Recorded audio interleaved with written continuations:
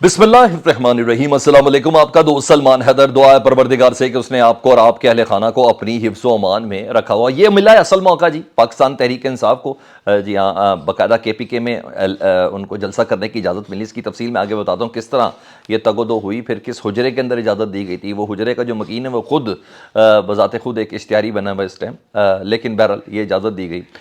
पाकिस्तान तहरीक इंसाफ के दो अहम तरीन रहनुमा आज ATC के बाहर पेश हुए और ये सही मानों में PTI के टाइगर जिन्होंने आज बताया कि उनके साथ दरअसल सलूक किया हो जा रहा है और अंदर रखने की सिर्फ और सिर्फ वजह क्या है। पिछले 5 से 6 महीने में एक कह रही है कि मेरा चालान पेश नहीं हुआ, दूसरा कह रहा है कि मुझे मुसलसल प्रेस कॉन्फ्रेंस के लिए दबाव डाला जा रहा है। उसकी कुछ डिटेल्स बतानी है। दीगर आज किस तरीके से मसनद बिछाई गई है मियाँ मोहम्मद नवाज शरीफ साहब के लिए, उसकी कुछ तफसील बतानी है। आज इस्लामाबाद हाई कोर्ट के अंदर थोड़ा सा तरद्दुद नज़र आया और फिर जब अहकामात जारी हुए तो फिर IG भी उड़ गया और DC भी उड़ गया और दीगर सेक्रेटरीज़ की भी शामत आ गई है। ये भी कुछ डिटेल्स मेरे पास हैं और बड़ी सॉलिड न्यूज़ है जो मैंने आपके साथ शेयर करने जा रहा हूँ। एक के बाद एक चीज़ें आपके सामने रखता हूँ। अगर चैनल देख रहे हैं तो चैनल सब्सक्राइब कर दें ताकि मेरा और आपका ये राब्ता बहाल रहे।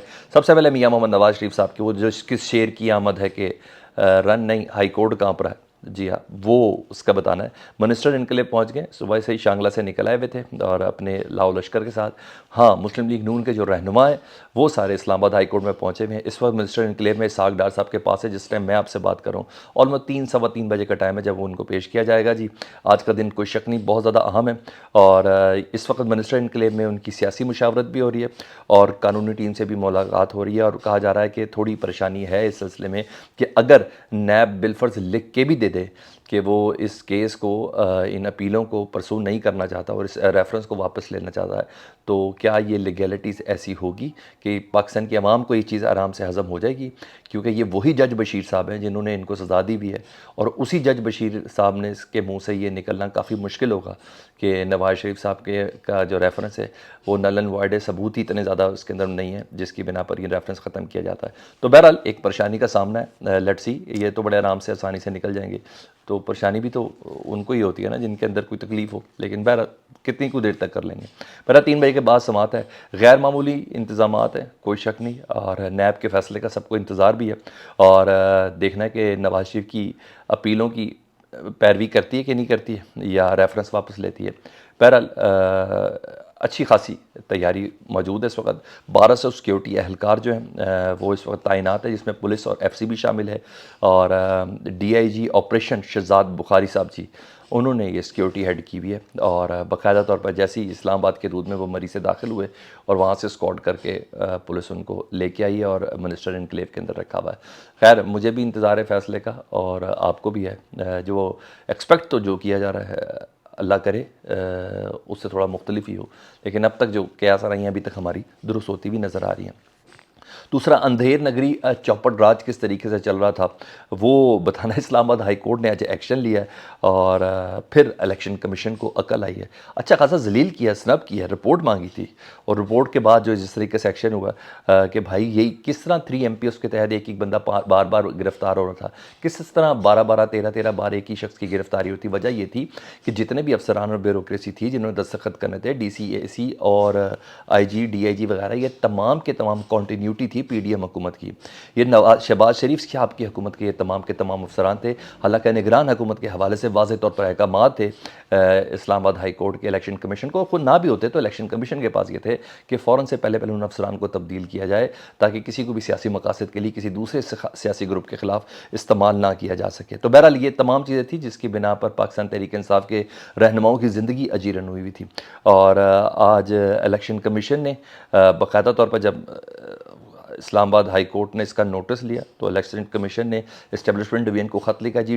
DC इस्लामाबाद इरफान नवाज़ मेमन को तब्दील करने का जी, वो भी तब्दील हो गए जी। IG इस्लामाबाद भी तब्दील हो गए जी और निगरान दौरे हुकूमत में दोनों के हवाले से ख़त लिख दिया और ये रहेंगे नहीं।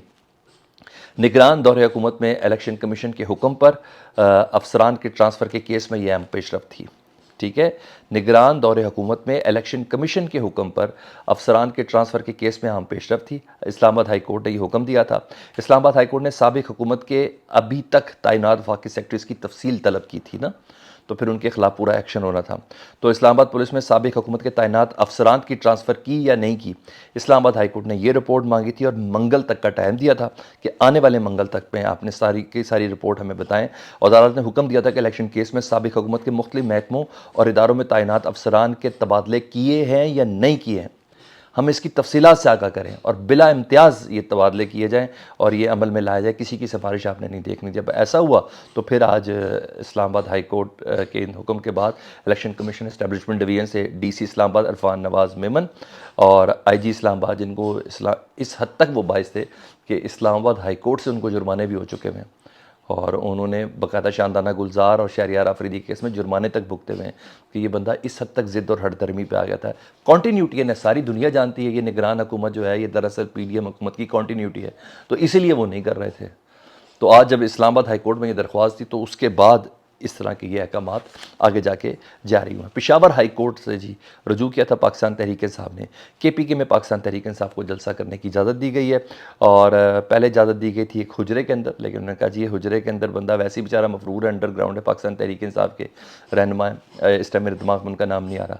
तो बहरहाल इजाज़त मिल गई। अब सही मज़ा आएगा क्योंकि केपीके में से जो क़यादत है ना, या तो वो अंडरग्राउंड है और या उन्होंने वफादारियाँ तब्दील नहीं की। परवेज़ खटक या 2 4 6 8 वो तो अपनी जगह पे हैं ही हैं, क्योंकि वो ख़ुद भी कहते हैं कि हम इब्नुल वक्त लोग हैं, हम कभी भी नज़रियाती नहीं थे, हमारा काम तो सिर्फ आवाम की खिदमत करना है, तो इसलिए पाकिस्तान तहरीक इंसाफ को हमने छोड़ दिया। लेकिन बहरहाल अब ये इजाज़त मिल गई है, लेट्स सी अब सही जवाब देंगी, क्योंकि यहाँ उस तरीके से डंडा डोली नहीं हो सकती जिस तरीके से लाहौर के काना में हुई थी। उसको जलसा करने की इजाज़त भी दी गई और फिर किस तरह लोगों को मारा गया और किस तरह प्रिजन वैन्स के अंदर उठाया गया, किस तरह पुलिस की तरफ से क्रैक डाउन किया गया।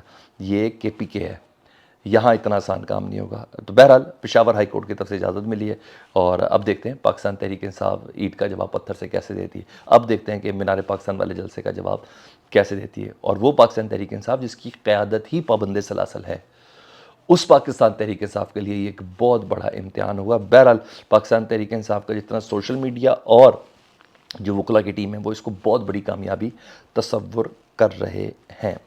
उधर इस्तेकाम पाकिस्तान पार्टी जहांगीर खान तरीन साहब की जी, उन्होंने पहले तो इमरान खान साहब के बल्ले का निशान मांगा था और उस पर जब उनको इनकार हुआ तो उन्होंने कहा कि क्यों ना उकाब का निशान पकड़े। उकाब बेसिकली ऑल पाकिस्तान मुस्लिम लीग APML, जी हाँ, परवेज़ मुशर्रफ साहब अल्लाह उन्हें गरीक रहमत करे, उनकी जमात का निशान था। और जब वो पर्दा करे गए तो इलेक्शन कमीशन ने उनकी ना सिर्फ जमात को ख़त्म किया बल्कि उनके इलेक्शन उकाब का जो निशान था ना उसके हवाले से जहांगीर खान तरीन ने दरख्वास्त दी भी थी, तो उन्होंने बाकायदा तौर पर इस्तेकाम पाकिस्तान पार्टी को ये अलॉट कर दिया।